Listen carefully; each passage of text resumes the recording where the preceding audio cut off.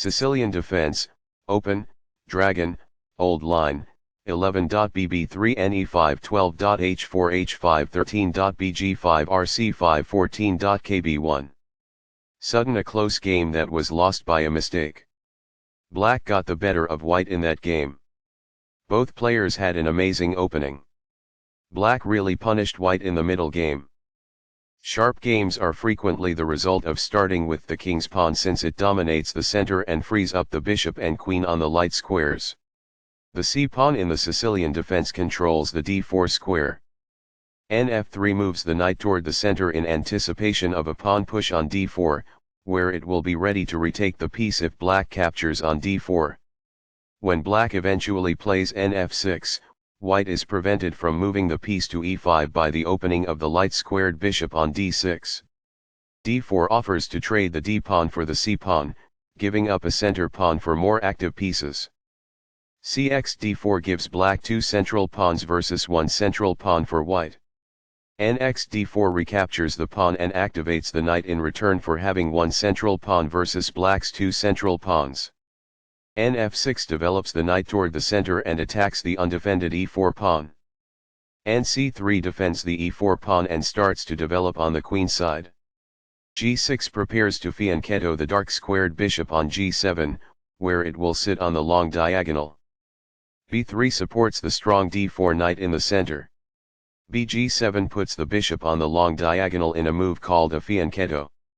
It is best. f3 supports the e4 pawn, and prepares to develop the dark squared bishop to e3 and the queen to d2, a common attacking setup versus fianchetto systems.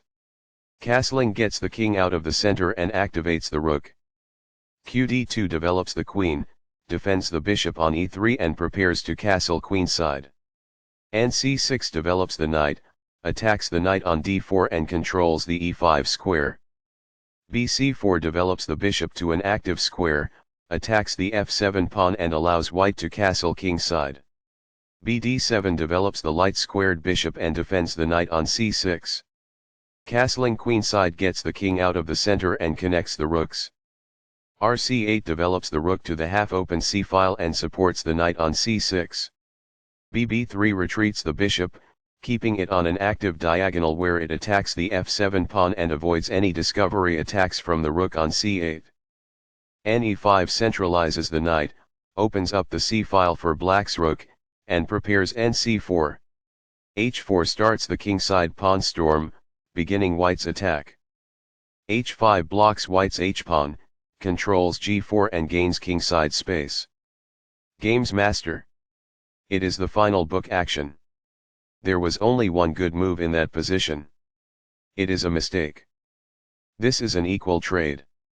This is the only move that works. It is a great move. Recaptures. It is ideal. This is the only good move. It is a great move. This ignores a safer approach to moving a queen. It is incorrect. This develops a queen off its starting square, getting it into the action. This is the only move that works. This was a game-changing move, giving black a winning position. It is a great move. That's an unfortunate error. It is a mistake. Perfectly on point. It is ideal. It is a fair deal after all captures. It is ideal. Backs off. It is ideal. The knight is now on a square that is more secure. It is quite good. This maintains the balance in material with a good trade. It is best. This defends a vulnerable pawn by pinning one of its attackers. It is excellent. Sudden a close game that was lost by a mistake. Black got the better of white in that game. Both players had an amazing opening. Black really punished white in the middle game. This protects the attacked pawn. It is excellent. Sudden a close game that was lost by a mistake. Black got the better of white in that game.